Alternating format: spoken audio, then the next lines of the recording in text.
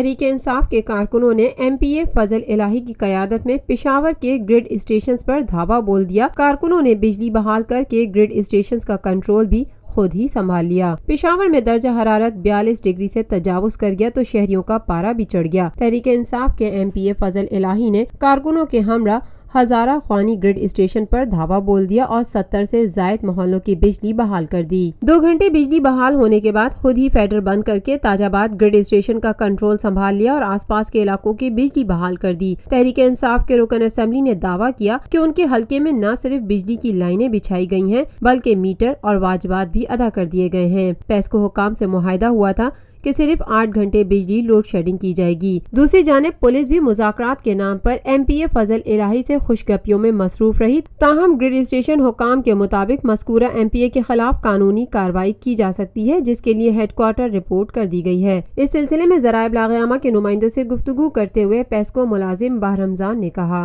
हमारे पास सिर्फ PDC और हेडक्वार्टर से जो अहकामात हमें मिलते हैं हम उसी के मुताबिक जो है ना ड्यूटी करते हैं और लोड शेडिंग करते हैं।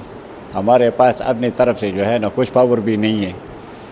जो अहकाम मिलता है कि यार इस पे 16 घंटे शेडिंग करो, उस पे 16 घंटे शेडिंग करते हैं। जिस पे 4 का हुक्म मिलता है उस पे 4 करते हैं, जिस पे 8 मिलता है, जो भी जिस फीडर पे भी जितना जो है ना हमें ऑर्डर मिलता है टेलीफोन के लिए एक मैसेज पर, तो आप उसी के मुताबिक जो है ना लोड शेडिंग करते हैं। Lotus Lake Towers, a groundbreaking endeavor by Lotus Properties.